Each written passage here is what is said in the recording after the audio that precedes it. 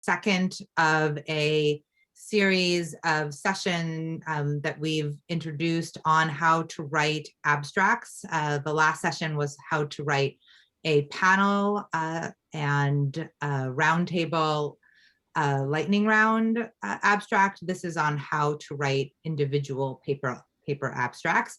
And we have as our speakers two individuals who are incredibly well suited to speak on this issue. Professor Susannah Heschel is the Eli M. Black Distinguished Professor and Chair of the Jewish Studies Program at Dartmouth College. She's the author of Abraham Geiger and the Jewish Jesus, The Aryan Jesus, Christian Theologians and the Bible in Nazi Germany, and Jüdischer Islam, Islam und jüdische deutsche Selbstbestimmung. She and Umar Rayad co-edited The Muslim Reception of European Orientalism, and she's currently working on a book with Sarah Imhoff on Jewish studies and the woman question. She's a Guggenheim Fellow and has held fellowships at the National Humanities Center and the Wissenschaftskolleg zu Berlin. She's received 4 honorary degrees, held research grants from the Ford Foundation and the Carnegie Foundation, and is a member of numerous editorial boards. And Susannah is the AJS Division Chair for Modern Jewish Thought and Theology. Jonathan Mark Gribetz is Associate Professor in Princeton University's Near Eastern Studies Department and Program in Judaic Studies. He's the author of Defining Neighbors, Religion, Race, and the Early Zionist-Arab Encounter, and he's currently writing a book on the Palestine Liberation Organization think tank's study of Judaism, Zionism, and Israel.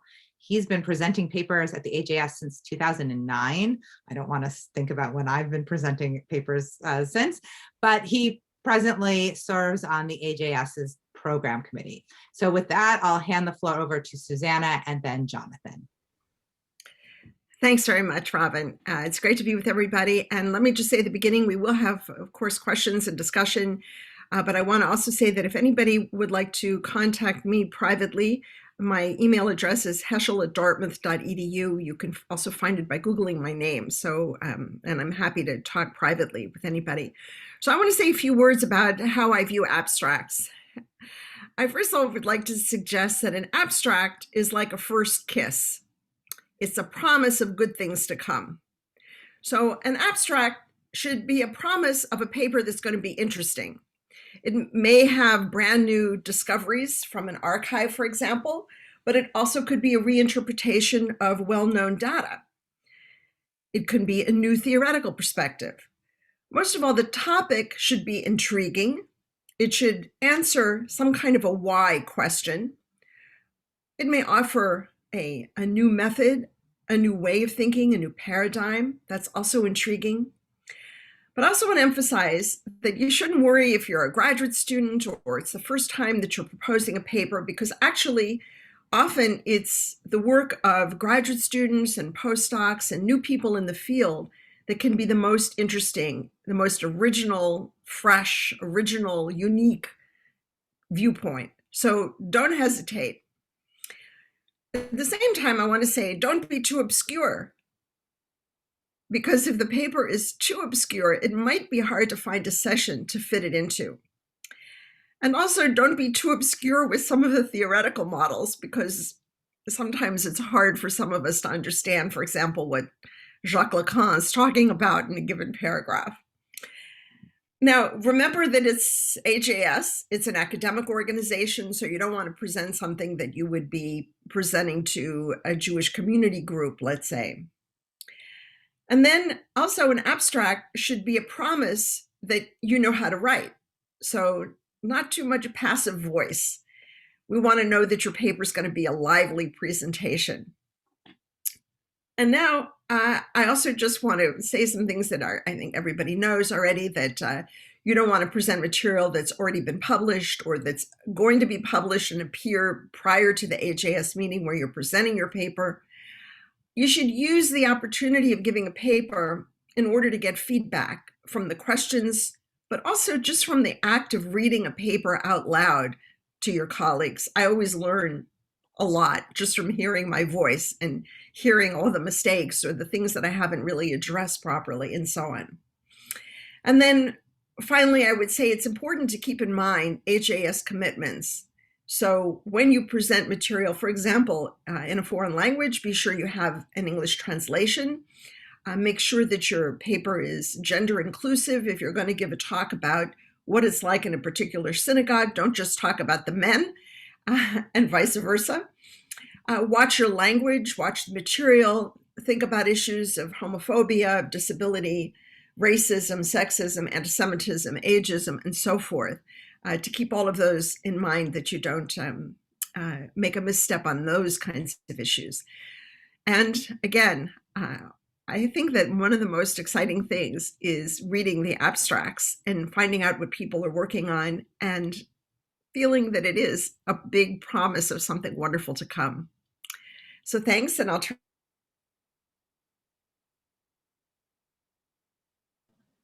Did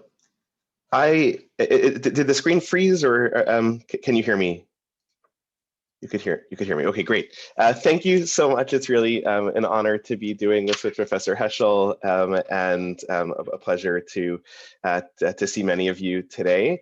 Let me also just begin with a thank you to Robin Judd, Vice President of the AJS, and to Michelle Katz, the Director of Membership and Conference Content, for their incredibly hard and thoughtful work behind the scenes in making the AJS annual conference the important scholarly event that it is.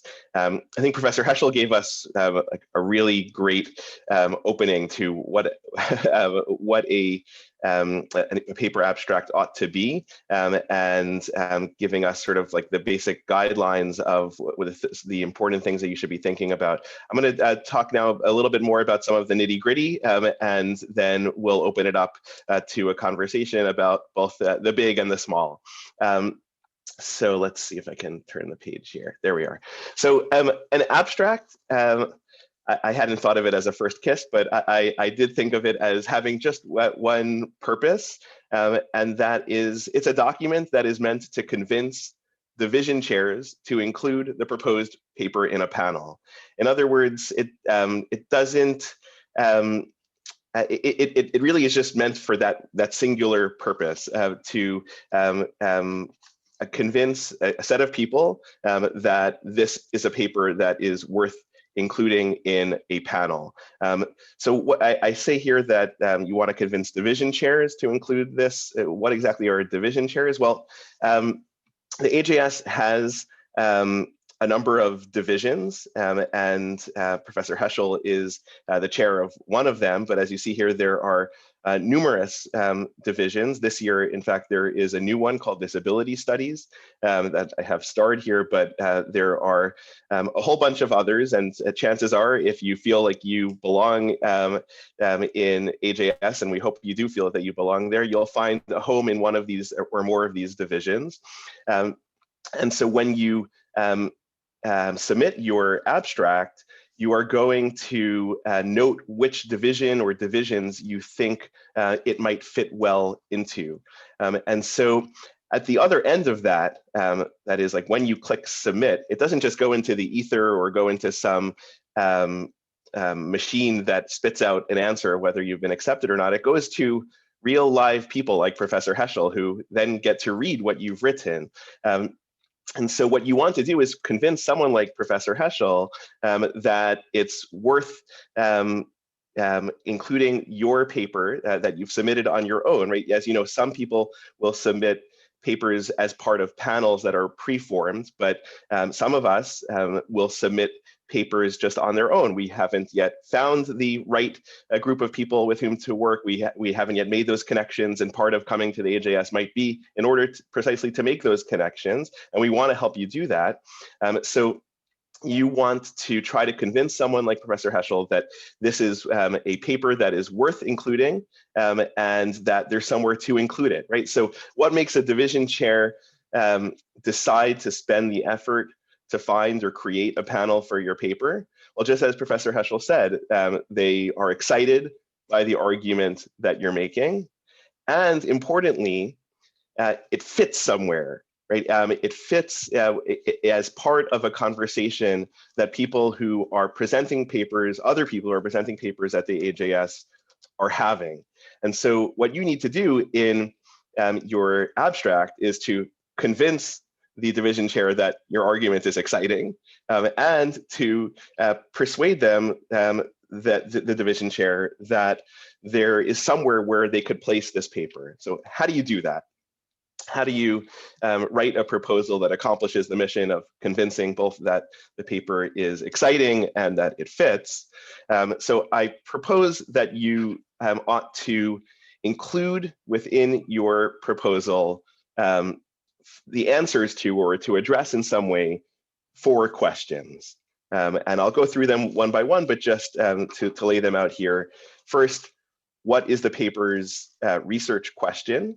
2, what is your paper's argument? 3, upon what sources do you base your argument, and what methods do you use to analyze them? And 4, and not least importantly, who cares? So let's go through these just one by one. What is your paper's research question? Right? As Professor Heschel already noted, you want to make sure that your paper is answering a question that hasn't already been answered sufficiently. And so you want to make clear to the division chair that of what exactly that question is. And so you might even want to articulate, in this paper, I seek to address the question of X, right? You want to be that clear. And then question 2 that you want to address is, what is your paper's argument? In other words, what answer are you giving to that question? By the way, if all of this feels familiar, like this is what you're supposed to do in a paper, that's right. Like actually an abstract is just what you're supposed to do in a paper, but for this time for a particular audience, which is called a division chair. And so here, what is your paper's argument? What answer are you giving? What new answer are you giving to the question that you presented as your paper's research question in question 1? What is your answer to it? And then third, what sources are you going to use to make that argument? And what methods are you going to use to make that argument? As Professor Heschel said, the sources might be new, but the sources might be well known.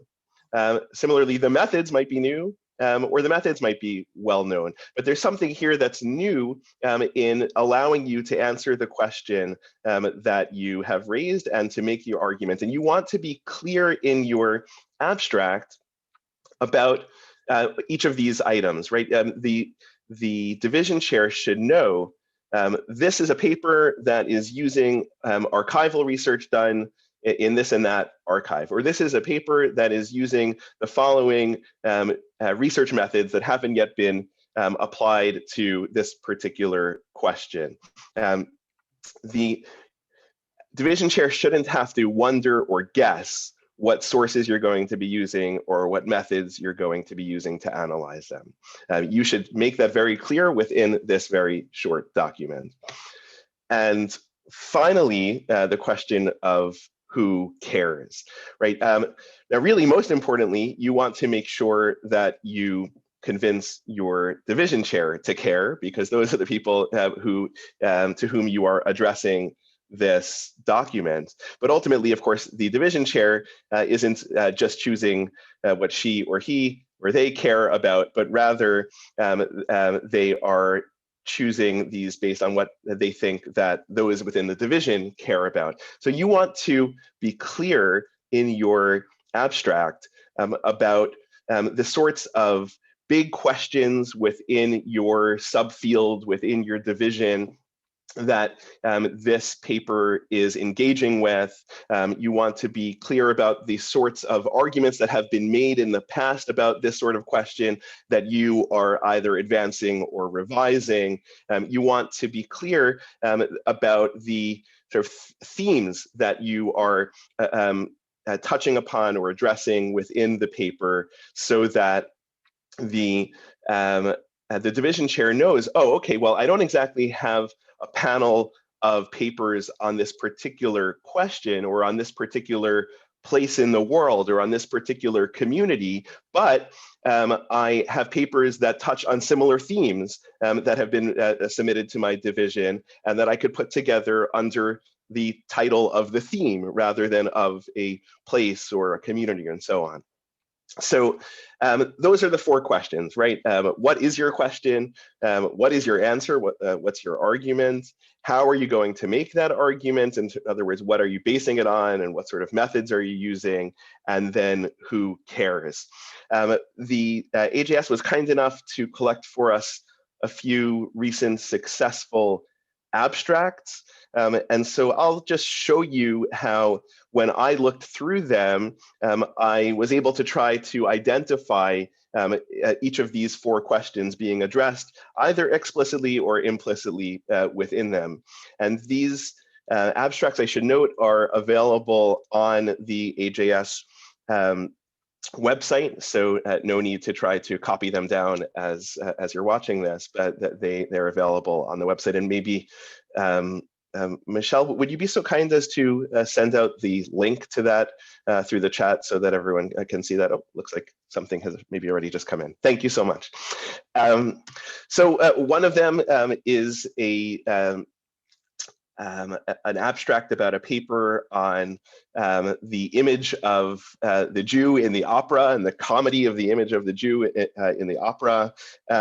And here, as you see, we were able to identify the question, which was implicit here. What are the plot's precedents of this this narrative of the Jew, the comic narrative of the Jew coming to the opera? What are the precedents? How did it develop over time across lines of media, language, and gender during this period from 1914 to 1935? So the green here is the question. What's the argument? You see here the argument in blue, that the expansion and perpetuation of this plot emerged from deeply rooted Jewish anxieties about gaining acceptance in America during a period of heightened xenophobia and so on. Sources and methods, well, findings from the Florida Atlantic University, Dartmouth, and University of California, Santa Barbara sound archives. So we know what this author is going to be studying and how. And then finally, who cares? So I highlighted some of the sort of keywords here that people who are interested in Kovner, people who are interested in humor, in the Marx Brothers, in talkie films and Jewish dialect, musicologists, people interested in the 20th century, right? So there are some key words here that the author included that ensure that the division chair here knows what sorts of themes and what sorts of questions this paper can be placed with. Another example about Ethiopian Israeli girls and race in contemporary Israel. Again, what's the question? The study follows the formation of race as an organizing category of Israeli society from the perspective of Ethiopian Israeli girls. And then here, question, how do they see race operating in Israel, and why did it become a vital category for Israeli society, right? So question very clearly stated. To the argument, I argue, right there in blue, I argue that while they are part of the Jewish hegemony as Jews and forever foreign to it as Blacks, they bring the two together as women, and so on. The statement of the argument is explicit and clear. Then how is this author going to be making this argument using community-based research methods and a narrative approach to qualitative inquiry? This study follows 4 Ethiopian girls, right? So again, very clear statement of the sources and the methods. And who cares? Well, people are interested in race, people are interested in Israel, people are interested in Mizrahi and Ethiopian Jews, Sudanese and Eritrean refugees, Palestinians, Black people are interested in the question of Blackness and otherness, and so on, police brutality, segregation, separation of families, right? So the key terms are there that we know as, for the division chairs, that this is a paper that deals with those important themes. There are two other examples that I could just show you quickly. I don't want to take too much time here. Here is one about what the author calls the Haredi Me Too movement. And again, a statement of the question, a statement of the sources and methods, the basic arguments that appears in a few sections within this, and who cares, right? Why does this matter? Compensating for a gap in the otherwise rich literature on the social changes that reshape this sector.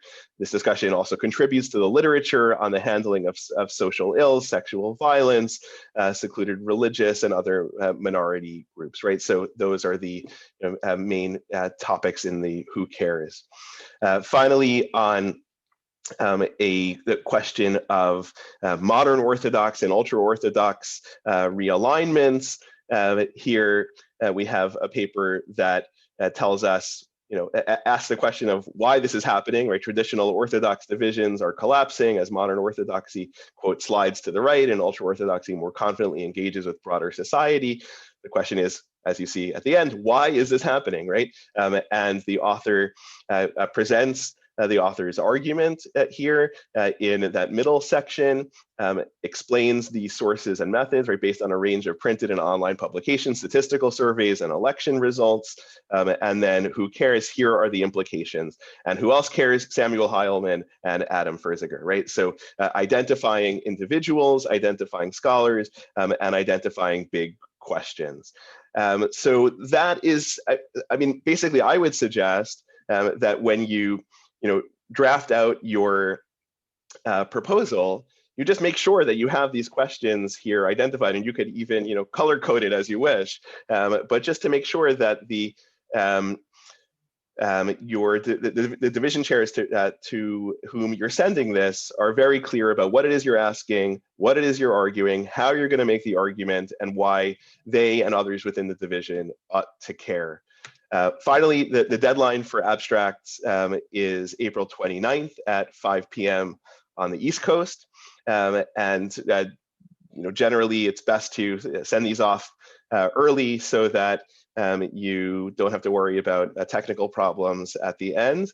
And also just note that the website is being updated, so in the next few days, this should become available. So I'll stop there, and Professor Heschel and I would be very delighted to answer any questions.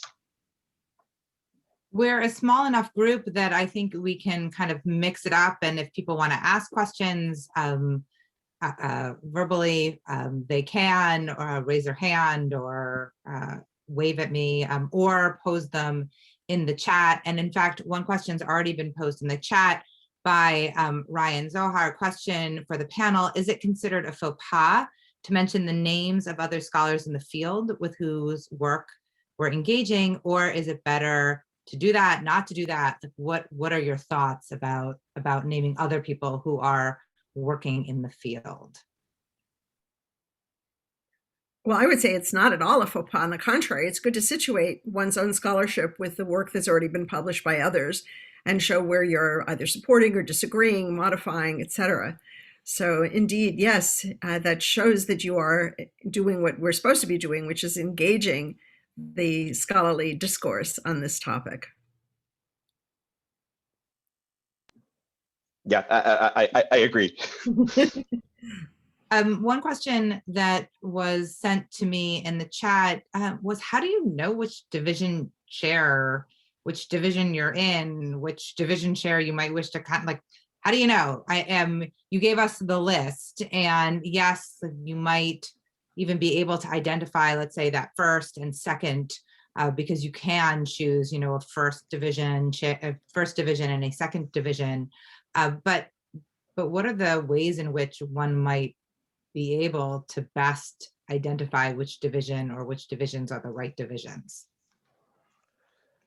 I guess it's a great question. One way to do it is to ask the division chairs, and these names are not anonymous. They're all listed on, Michelle, did you send out, did the website that you sent out also have the names of the division chairs? Or, but they can be found easily. Just send an email and ask. Yeah, so you could actually just ask a division chair, is this a topic that is of interest to your division? If not, can you advise me as to where to send it?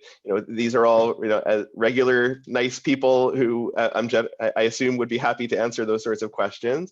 But the other thing, of course, is to have a look at the conference programs from previous years and to see what sorts of papers have generally been offered within that division. That doesn't mean that if you don't see a paper like the one that you're thinking of proposing, don't propose it, because it's possible that that's exactly what the division chair has been waiting for. But if you do see many papers that are on similar subjects or similar methodologies, then okay, this is where I fit. And perhaps just know that the division chairs talk to each other. So sometimes a paper comes through and it doesn't quite fit any of the sessions that are already in the works.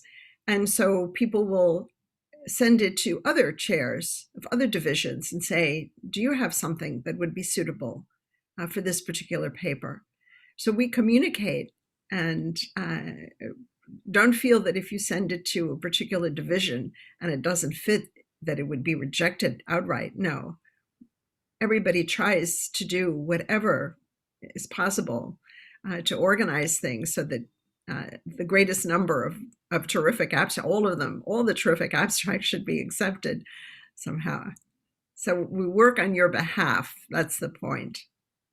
And I must say, one of the things that brought me so much joy last year was to watch the flurry of email messages that was being sent among the various division chairs to try to bring together, one abstract from this division and one abstract from this division.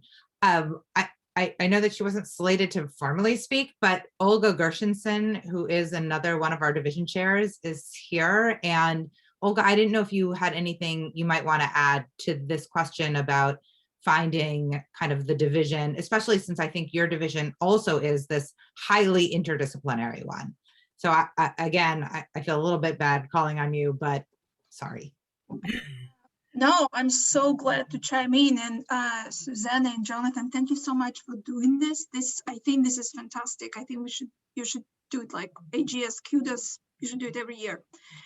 So I'm a chair of Jews Film and the Arts Division, and I get a lot of emails from people who are considering applying, for including questions like, should I do, that kind of format or this kind of format? So, and I always respond right away, and I think most of us will do. So this is great. So it's good advice. Another thing, many divisions at AGS, and I assume at other professional organizations as well now, maintain some kind of social media. My group, my division has closed Facebook group where people post, announcements and try to organize into panels, etc. Maybe another division has a Slack or Google Doc, etc. So it's always good to reach out to us and to see how you can start networking even before you come to AGS. And AGS, of course, itself has also some kind of message board or something like that. But so these kind of within division networks are, I think, really nice. And and especially if you're a young scholar, everyone will be very supportive. And actually, that's a really wonderful try to comment, Olga, too, that the last one about kind of the supportive nature, which is, I appreciate that for some, there is some nervousness about coming to a conference for the first time. And one of the things that we do have built into the conference itself is sort of opportunities for first-time attendees to meet one another, to meet the VP of programming, to meet some of the AJS division chairs and board members. So one doesn't have to worry that one doesn't have a kind of ready-made network. We try to make it as sort of supportive and as pleasant and as robust of an experience as possible. There was another question about tips. So what are your best tips for writing an abstract when you haven't completed the paper yet, and therefore may not know about, what your argument or structure may be? So I don't know, Susannah or Jonathan. Well, I think it's a very good point, because the abstract is due at the end of April and the conference isn't until December. And between April and December, you never know what might happen, like COVID. So what if you write an abstract and you say you're going to be looking at certain archives, and now you can't travel to those archives? Then what? And the libraries are closed, and et cetera, et cetera. So, and also maybe you're going to keep doing research on this topic and change your mind about your own interpretation. How about that? So the question is, what if you write an abstract and it's accepted, and then the paper that you give isn't quite exactly what you said it was going to be in the abstract? Then what happens? Actually, okay, if it's a good paper, an interesting paper, and you get up and say, I was planning to talk about XYZ, or I was planning to interpret it this way, and now further research of the last 6 months, I've now changed my own interpretation. I think that's exciting, actually. So I wouldn't worry about that. And I think also, if an abstract makes a promise, yes, an abstract should make a promise. You're promising, as I said, like a kiss, something good is going to be coming. One doesn't know exactly what that is, but something's coming. So if your work changes in the subsequent 6 months, I think that's fine. That's my feeling. So Jonathan, what do you say? Yeah, no, I think that's right. I mean, again, just to emphasize what we said at the beginning, the point of the abstract is to get accepted to the panel. And once you have gotten in, you could actually, as Professor Heschel says, do what you want to do, and that might change over the course of time between when you have submitted and when you present, and that's fine. I mean, no one is going to at the end of your panel, I've never seen it happen in any case, that at the end of the panel, someone stands up in the audience and says, that was an amazing paper, but it's not what you told us is what you were going to do in the abstract, and therefore, I'm leaving. And it just doesn't happen. I mean, no one is going to hold you to it. Do your best. It's like writing a dissertation proposal or anything else where you're, a fellowship application. You're suggesting what it is you think you're going to be doing at the time that you're writing that application, and then afterwards you do what you do based on what you find and what you have time for, and so on. It is in some ways an exercise in showing that you have an idea of what you are going to do and what you would want to do, and a tentative argument. And it's tentative, and then you'll present it whatever it is at whatever stage it's at the time of the panel, and even then it'll be tentative, and hopefully then you'll get good feedback and make an even better argument when you turn it into an article and publish it the following year. So. The only thing I might add to that, maybe not even add to that, but just remind people that abstracts are eventually made public. So people should know that, it just in general transparency to our members, that once if your paper is accepted, then that abstract will be made available. And so again, that's just something to keep in mind. We had another question about whether or not, is it typical for scholars to present the same paper at different professional conferences? And if so, do you recommend adopting the abstract based on the organization?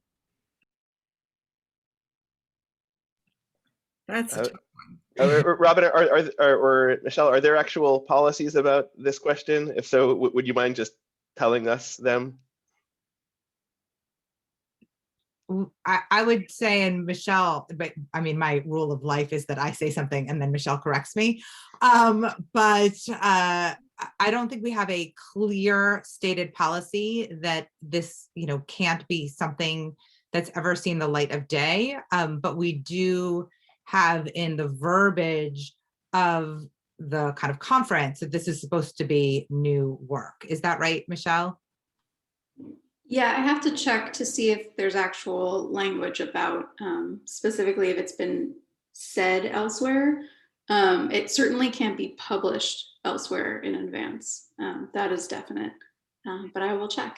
But I would say that, in in March, April, everybody has to submit an abstract for the AAR, AHA, MLA, AJS, et cetera, GSA. There's so many, and you never know where you're going to be accepted. So you might submit 3 or 4 and only get 1 or none, or all 4, who knows? So what do you do? Well, I think if it's possible, if you get the notification on time, I would say withdraw from all but 1 or at most 2, with the understanding that these are two different audiences, and the paper should be modified to meet the interests and topics and theoretical modalities of that particular organization.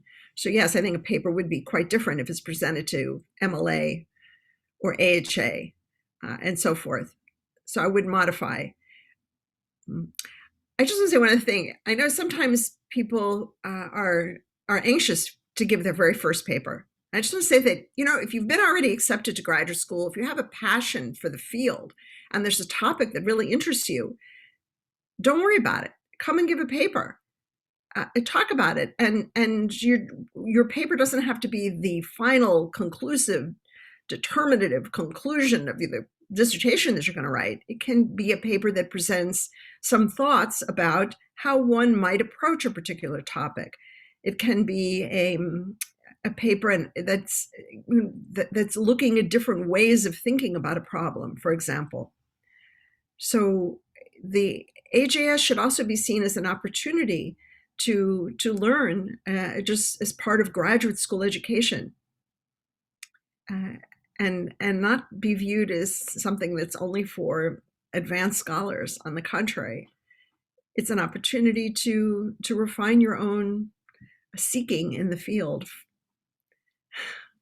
I think that's really wise advice. I also just note that Michelle has sent us within the chat that the quote from the call for papers, paper and session proposals that will not be considered for presentation include papers that have been published or presented in whole or in part elsewhere, and sessions that summarize the proceedings of another conference.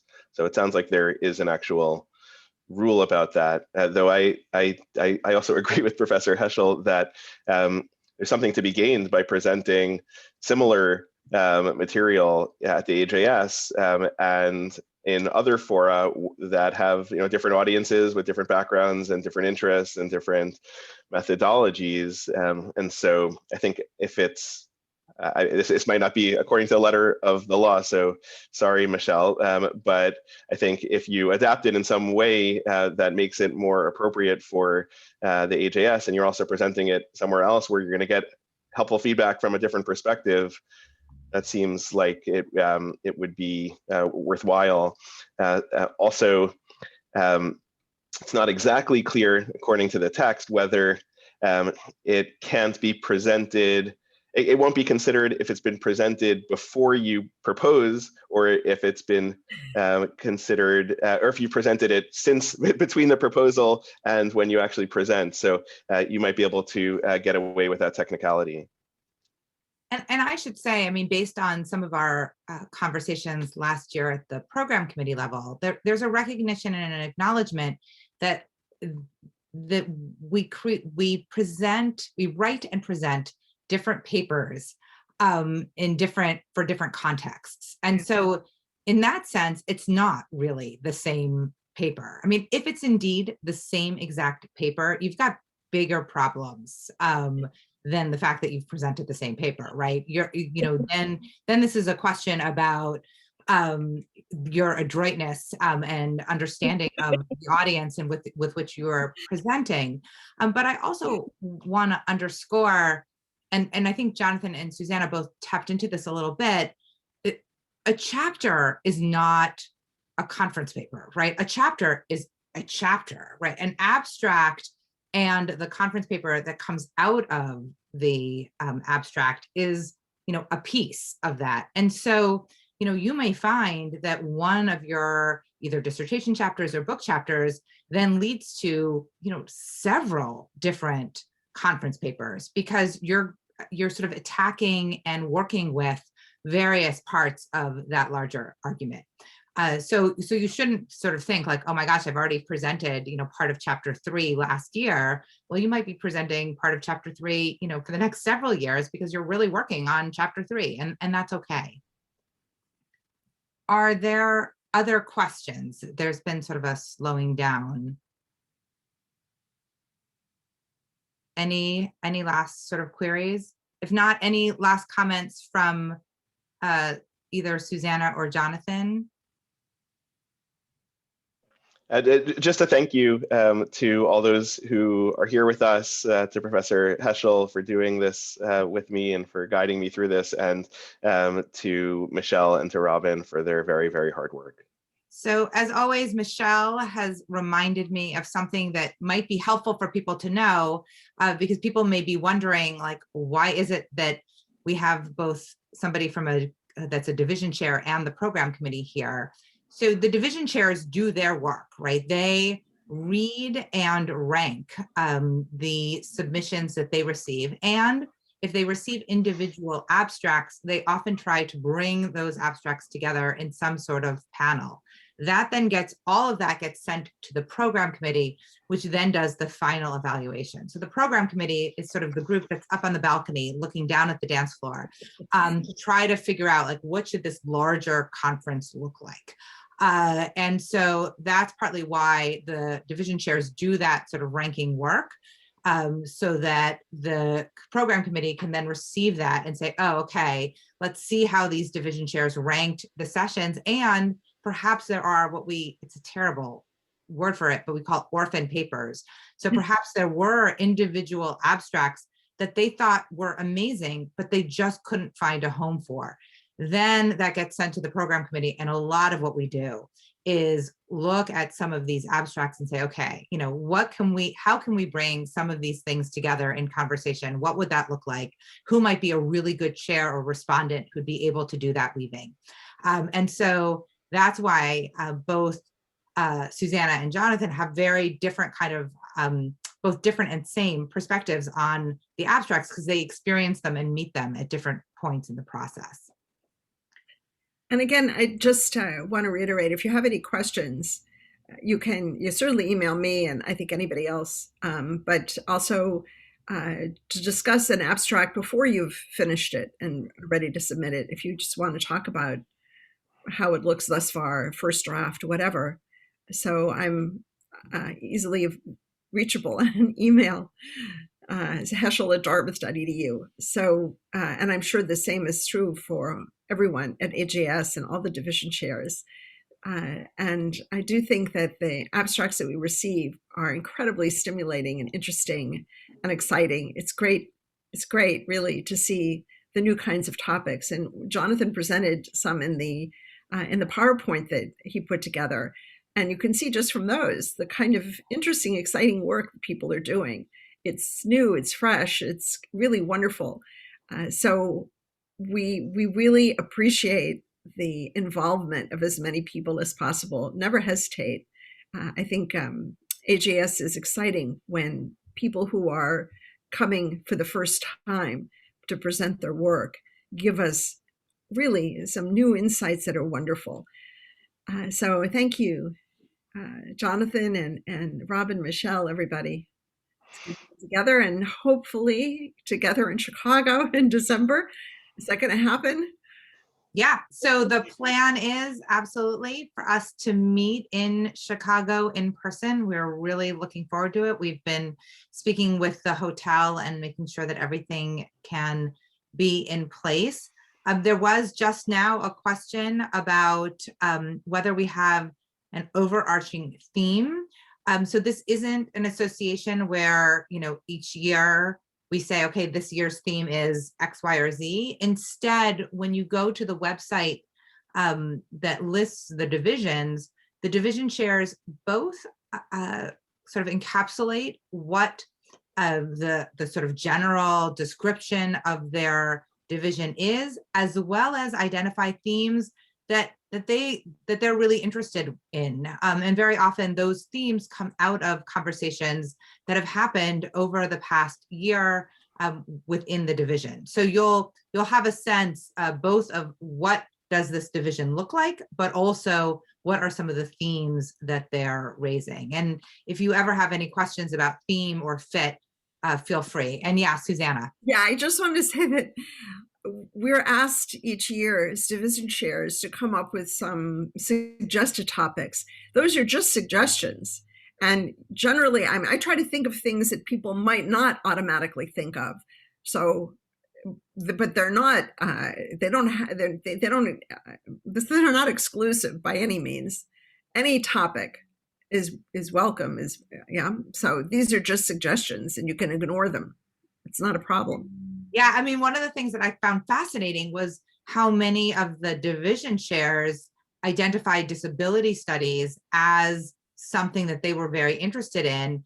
And right, it also was one of the, and really the wild card proposal that we chose, right? So often you'll see sort of similar questions being raised. It doesn't mean that that's the only question, but rather that those are things that people are talking about. There was a question about whether or not this would be posted online. It will be. That's being recorded, and we will be posting it online so that individuals can watch it again if they want to, or those who weren't able to join us this morning can watch it later. Wonderful. I'm just making sure that there are no other questions. If there are no other questions, then thank you again to Michelle for spearheading this, and to Jonathan and Susannah for so deftly sort of taking us through. And I hope to see all of you in person in Chicago in December. So have a wonderful day, and thank you again for being here.